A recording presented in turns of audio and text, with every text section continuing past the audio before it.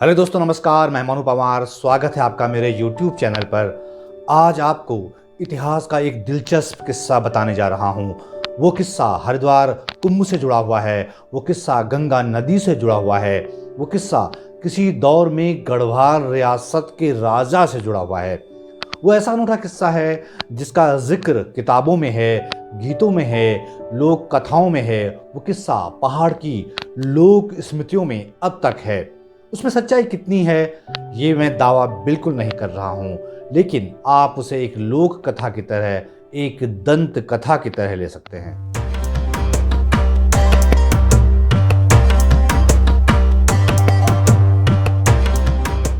दोस्तों, हिमालय की एक लोक भाषा है गढ़वाली। गढ़वाली में एक कहावत है, मेरी गंगा होली तू मैं मुआली, जिसका हिंदी में अर्थ ये हुआ कि मेरी गंगा होगी तो मेरे पास आएगी।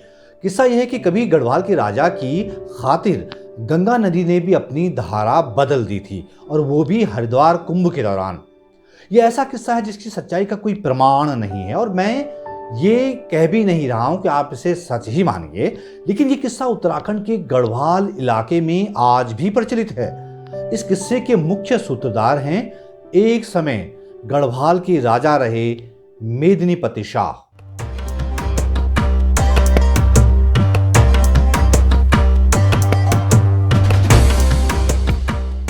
राजा मेदिनीपति शाह के कार्यकाल के बारे में मुझे किताबों में अलग अलग जिक्र मिले हैं, लेकिन उनकी कोई तस्वीर, उनका कोई स्केच मुझे नहीं मिल सका है।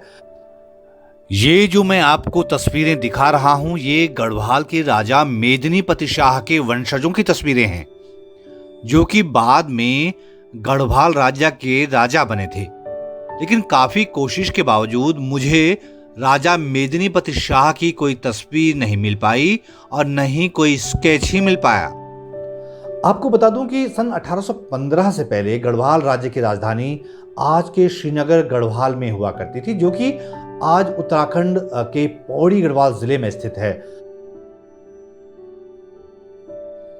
पहला चित्र इसी श्रीनगर का 18वीं और 19वीं सदी का है, जिसे कि गढ़वाल राज दरबार के चित्रकार ने बनाया था। और दूसरी तस्वीर आज के श्रीनगर की है। दोस्तों, महापंडित राहुल सांकृत्यायन के बारे में आपने कहीं जरूर पढ़ा होगा। वो यात्रा साहित्य के बहुत बड़े विद्वान थे, इतिहासकार थे, पुरातत्व के जानकार थे, और उन्होंने यात्राएं बहुत की हैं, खासकर हिमालय की, उत्तराखंड से लेकर तिब्बत तक की यात्राएं उन्होंने की हैं। महापंडित राहुल सांकृत्यायन ने जिक्र किया है कि मेदिनीपति शाह सन 1660 में राजा बने, और 1684 तक, यानी लगभग 24 साल तक उन्होंने राज किया। गढ़वाल में कौन कहां नाम की किताब लिखने वाले महीधर शर्मा बड़थवाल ने लिखा है कि मेदिनीपति शाह सन 1676 में राजा बने। लेकिन पंडित हरिकृष्ण रतूड़ी की किताब गढ़वाल का इतिहास, जो कि ज्यादा ऑथेंटिक मानी जाती है, उसमें मेदिनी शाह के 1660 में गढ़वाल के राजा बनने की बात लिखी गई है। हरिकृष्ण रतूड़ी राजा कीर्ति शाह के दरबार में वजीर हुआ करते थे, लिहाजा उनका लिखा हुआ ज्यादा विश्वसनीय माना जा सकता है। बहरहाल, आज के उत्तराखंड में जो गढ़वाल इलाका है, वो तब एक छोटी सी रियासत हुआ करती थी। राजा तब खुद को गंगा पुत्र भी कहलाते थे, क्योंकि गंगा का उद्गम उन्हीं के राज्य में था।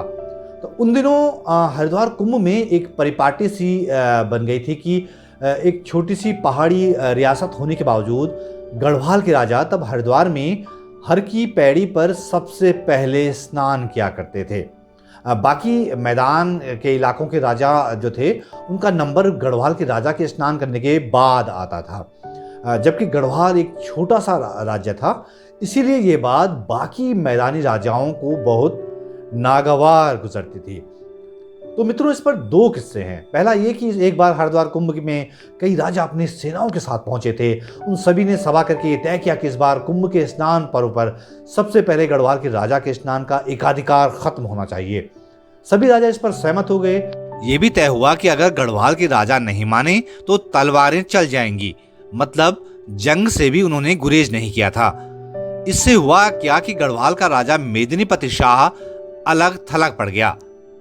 और राजा को ये बहुत बुरा लगा। राजा मेदिनीपति शाह ने सभी मैदानी राजाओं को संदेश भिजवा दिया कि कुंभ मेले के दौरान खून खराबा करना ठीक नहीं है, जो पहले स्नान करना चाहें वो कर सकते हैं। उन्होंने अपने संदेश के आखिर में ये भी लिख दिया कि अगर मेरी गंगा होगी तो खुद मेरे पास आएगी। राजा खुद को गंगा पुत्र कहलाता था, तो ये उनका एक कहना था। तो दोस्तों, जो किंवदंतियां हैं, जो दंत कथाएं हैं, जो लोक कथाएं हैं, उसका मुताबिक इतना कहकर गढ़वाल के राजा मेदिनीपति शाह ने हरिद्वार में चंडी मैदान पर अपनी फौज के साथ डेरा डाल लिया। तो किस्सा यह है कि जिस दिन कुंभ का स्नान पर्व होना था, उस सुबह यह देखा गया कि गंगा की नील धारा वहीं बह रही थी जहां पर राजा मेदिनीपति शाह ने डेरा डाला हुआ था। राजा ने सबसे पहले स्नान किया और बाकी के राजा ये देखकर हक्के बक्के रह गए। कहा जाता है कि इससे चकित बाकी जो राजा थे, उन्होंने गढ़वाल के राजा के आगे वो सब के सब नतमस्तक हो गए। तो इस किस्से का जिक्र पंडित हरिकृष्ण रतूड़ी की गढ़वाल का इतिहास नाम की किताब में भी है, और 1950 में प्रकाशित महीधर शर्मा बड़थवाल की किताब गढ़वाल में कौन कहां, उसमें भी इस किस्से का जिक्र मिलता है।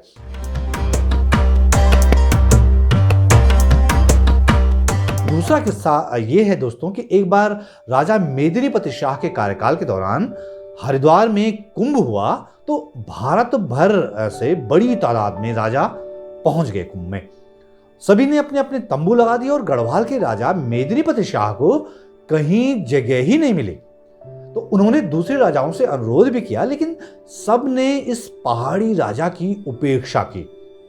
इससे गढ़वाल के राजा ने खुद को अपमानित महसूस किया और गुस्से में चंडी घाट में डेरा जमा लिया। कहा जाता है कि मेदिनीपति शाह ने तब मां गंगा की आराधना की और कहा कि मेरी गंगा होगी तो मेरे पास आएगी।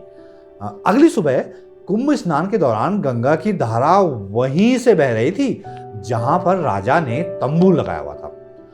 कनकवंश काव्य के रचयिता बालकृष्ण भट्ट ने भी इसका उल्लेख किया है।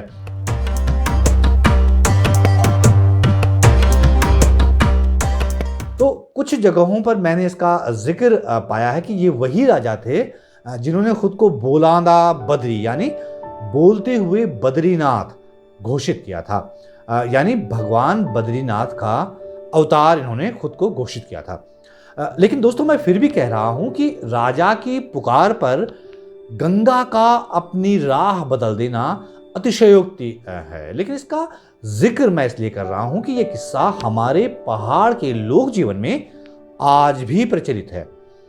इसका किताबों में जिक्र है, लोक कथाओं में इसका उल्लेख है, और ये तो पहाड़ी लोकोक्ति ही बन गई है कि मेरी गंगा होगी तो मैं मुआली, मतलब मेरी गंगा होगी तो मेरे पास आएगी। इसी का असर है कि इस शीर्षक से एक गढ़वाली फिल्म भी बनी है जो कि 2004 में रिलीज हुई थी। बाद में इस किस्से पर एक वीडियो एल्बम भी बना जिसमें उत्तराखंड के जाने माने लोक गायक नरेंद्र सिंह नेगी ने भी अपनी आवाज दी। अब इस किस्से में दो बातें हो सकती हैं दोस्तों। ऐसा मुमकिन है कि गढ़वाल के तत्कालीन राजा मेदिनीपति शाह ने खुद को भगवान का अवतार बताने या बाकी राजाओं और अपनी प्रजा पर अपना रौब जमाने के लिए यह किस्सा गढ़ा हो या इसे फैला दिया हो।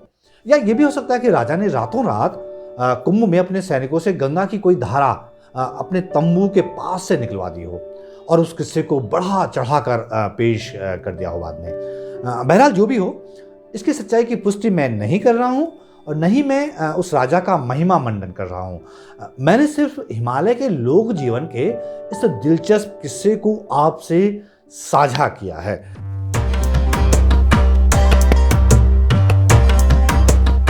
तो दोस्तों, ये वीडियो आपको कैसा लगा मुझे फीडबैक जरूर दीजिएगा। आपको पसंद आया हो तो लाइक कीजिएगा, शेयर कीजिएगा और दोस्तों मेरे YouTube चैनल को सब्सक्राइब जरूर कीजिएगा ताकि दिलचस्प किस्से मैं आपको आप तक पहुंचाता रहूं। ये वीडियो देखने के लिए आपका बहुत बहुत